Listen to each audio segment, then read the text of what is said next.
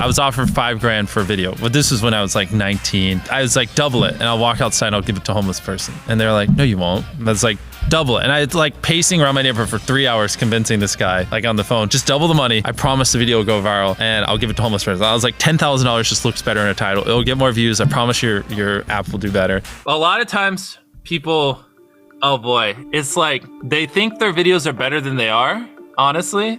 And tell them, Jimmy, tell them. I mean, they do that, and they have horrible friend groups because you really are like the type of YouTubers you hang around. It's getting people with the right YouTuber friend group that aren't pussies and will actually tell them when their content's bad and like actually roast it and help them get better in a nice, positive way. Basically what I did was I somehow found these other like 4 lunatics. 3 of us were college dropouts. 1 was a high school dropout, and 1, I don't know, he just like quit his job. We were all super small YouTubers, and we basically talked every day for 1,000 days in a row and did nothing but just like hyper study, like what makes a good video, what makes a good thumbnail, what's good pacing, like how to go viral. We would just get on Skype every morning, and like some days like I'd get on Skype at 7 a.m. and I'd be in the call until like 10 p.m. and then I'd go to bed, I'd wake up and I'd do it again. We'd do things like take 1,000 thumbnails and see if like there's a correlation to the brightness of the thumbnail to how many views it got. Imagine a world where it's just you working solo and you work 12 hours a day every day for like a year. And you're just grinding, you make a mistake, you learn from it, you grind, you make a mistake, you learn from it, and you do that for like a year.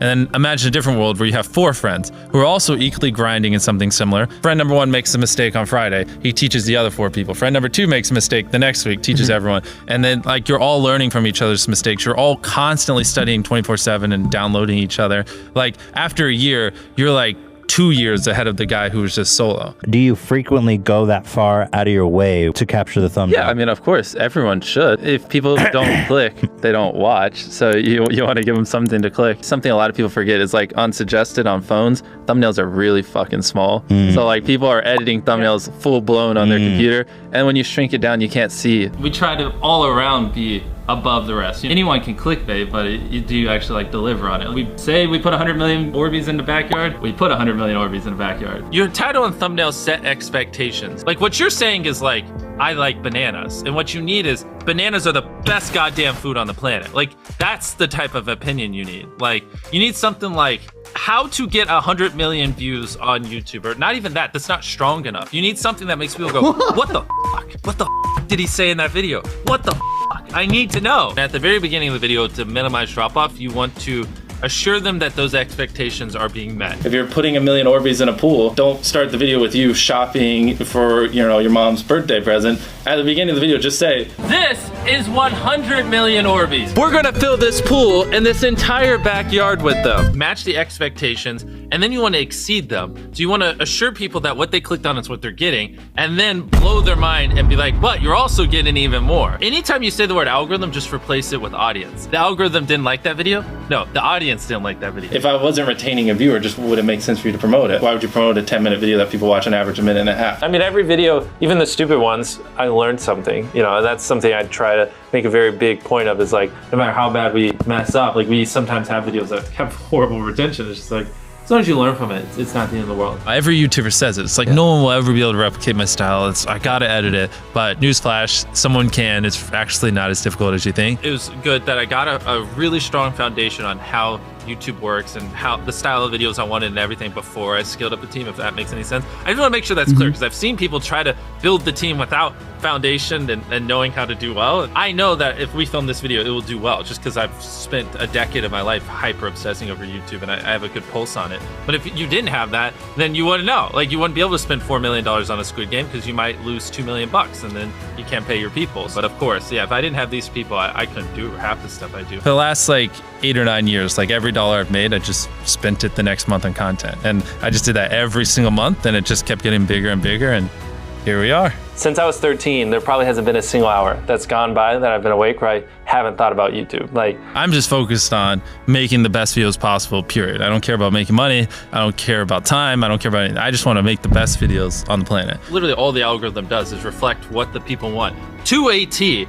And if you deny that, you just make terrible videos and are trying to find a scapegoat. We do our videos in other languages as well. If you Google it, it's like only whatever, less than 10% of the world speaks English. So 90% of the world can't even enjoy your content. And when I realized that, I was like, wait a minute, 90% of the world can't even watch this stuff. Like, we just started doing this like 6 months ago, and it's crazy like how viral some of these videos are going. 51 million. In Spanish, the guy who does my dubs is the same guy who dubs Spider-Man. We managed to convince him. So a lot of those comments are like, why does he sound like Spider-Man, or is MrBeast Spider-Man? To me, what's important is click-through rate, getting people to click on your video, and then average view duration, average view percentage, or just relative retention, and having them watch it. A lot of creators think click-through rate is just like the title and thumbnail and did they click it, but a lot of it too is, did they enjoy your last video? Because if someone watches a video of yours and they loved it, you can bet the next time you're recommended, their chance of clicking is a lot higher. Sometimes we're filming for 3 or 4 days, like 10 hours a day, 30, 40 hours of filming plus months of setup, whereas most creators probably film for a couple hours and set up for a day. Outside of just filming, we brainstorm video ideas, relentlessly, hours every day. By always doing all those things, it just distinctively sets it so far apart that it's basically, in my head, it's like, why would you not watch it? Viewers aren't stupid. They can tell when you half ASS, I don't know if I'm allowed to curse, a video, or if you really put in effort. And if they can tell you're putting in a lot of effort, they're gonna be more likely to click on future videos. And that snowballs. And because once you build that trust, they get to a point where it doesn't matter what you upload. They just know it's high effort and they just know it's great. And they're just conditioned just to watch because you have a good track record. And so with filming, it's just like trying to make sure we're doing everything we can, no matter how expensive it is, no matter how much time it takes, to make the best video possible. A lot of people, if they gave away 100 grand, they would make a huge deal about it. But sometimes we're just like, yeah, here's 100 grand. Thanks for watching, bye. Doing it that way makes it more fun and just more interesting. So I like to keep a little bit of it mysterious because I think that's what people enjoy. A lot of people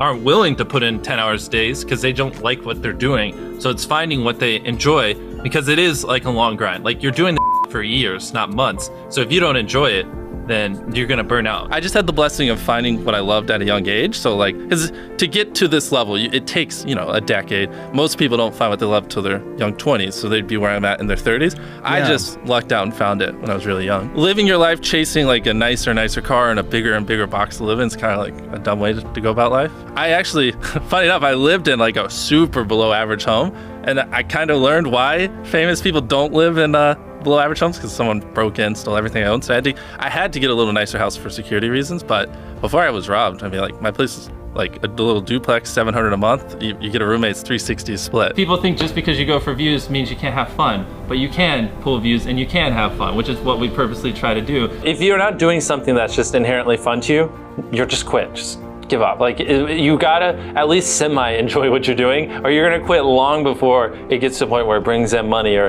whatever else could be driving you. So find what you love, and then I would just hyper obsess. Make sure no one doing what you're doing is doing it better. Make sure the videos are as good as possible. You can be motivated by more than one thing. I'm motivated because I want to support my mom and my family. I'm motivated because I want to employ my friends and help them. I'm motivated because I want to help other people. I'm motivated because I want to be a YouTuber. I feel like that's another misconception. You can have lots of things that drive you. Absolutely. Yeah. Absolutely. So there's just tons of stuff that drive me.